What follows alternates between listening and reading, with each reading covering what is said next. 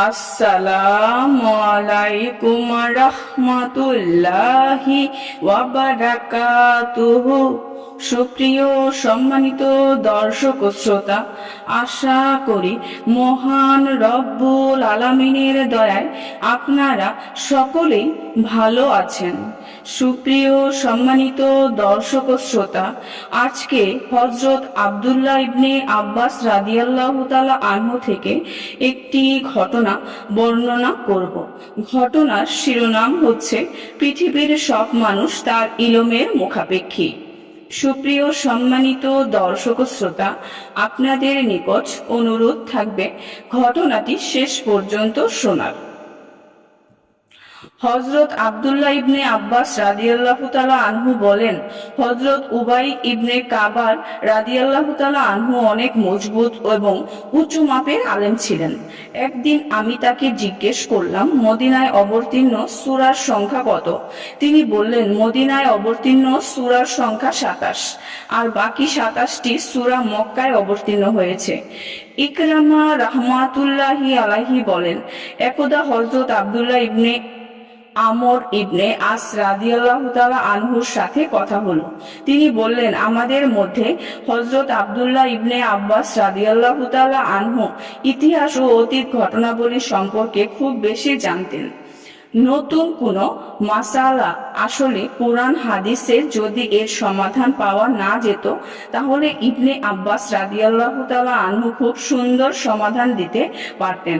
কেননা আল্লাহর রাসূল সাল্লাল্লাহু আলাইহি ওয়াসাল্লামের ফয়সালা এবং খেলাফায়ে রাশেদার বিচারাদি সম্পর্কে তিনি খুব ভালোভাবে অবগত ছিলেন। সুতরাং এর আলোকেই তিনি সমাধান দিতেন। ইকরামা রাহমাতুল্লাহি আলাইহি বলেন, আমি পরবর্তীতে হযরত ইবনে আব্বাস রাদিয়াল্লাহু তাআলা আনহুকে আব্দুল্লাহ ইবনে আমর ইবনে আস রাদিয়াল্লাহু তাআলা আনহুর কথাটা শোনালে তিনি বললেন, আব্দুল্লাহ ইবনে আমরের বিষয়টি জানা আছে, তাই বলেছেন। একদা হযরত আয়েশা রাদিয়াল্লাহু তাআলা আনহা হজ্জের সফরে ছিলেন। তখন এক রাতে দেখলেন হযরত ইবনে আব্বাস রাদিয়াল্লাহু তাআলা আনহুর চারপাশে বহু মানুষ ঘিরে আছে। সবাই তার কাছে হজ্জের মাসালা জানতে চাচ্ছে। এই দৃশ্য দেখে তিনি বললেন, বর্তমানে যত সাহাবী বেঁচে আছেন তাদের মধ্যে ইবনে আব্বাসই হজ্জের মাসালা সম্পর্কে সবচেয়ে বেশি জানা আছে। ইয়াকুব ইবনে জায়েদ রাহমাতুল্লাহি আলাইহি নিজ পিতা থেকে বর্ণনা করেন, যখন হযরত জাবের রাদিয়াল্লাহু তাআলা আনহু হযরত ইবনে আব্বাস রাদিয়াল্লাহু তাআলা আনহুর ইন্তেকালের খবর শুনেছেন, তখন তিনি এক হাত অপর হাতে মেরে লোকদের বলেছিলেন, আজ সবচেয়ে বড় আলেম এবং সবচেয়ে বড় সহনশীল ব্যক্তির মৃত্যু হয়েছে।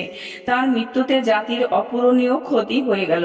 হযরত আবু বকর ইবনে মুহাম্মদ ইবনে আমর ইবনে হাজম রাহমাতুল্লাহি আলাইহি বলেন, হযরত ইবনে আব্বাস রাদিয়াল্লাহু তাআলা আনহুর মৃত্যুর খবর শুনে হযরত রাফি ইবনে খাদিজ রাদিয়াল্লাহু তাআলা আনহু বললেন, আজ এক মহান ব্যক্তির মৃত্যু হয়ে গেল।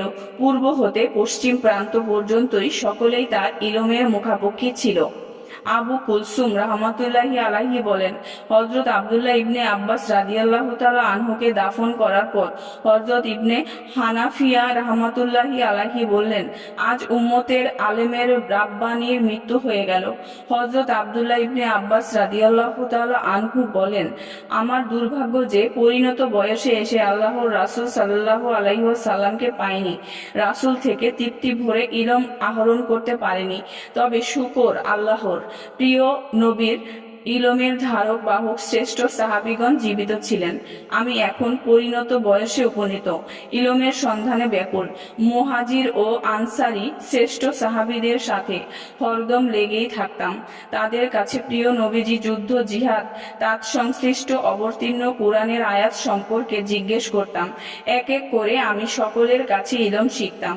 তার কাছে যেতাম, তিনি খুব খুশি হতেন, কেননা তারা আমাকে পেয়ে আল্লাহর রাসূল সাল্লাল্লাহু আলাইহি ওয়াসাল্লামের বংশীয় লোক পেতেন। এতে তারা বেশি আপ্লুত হতেন।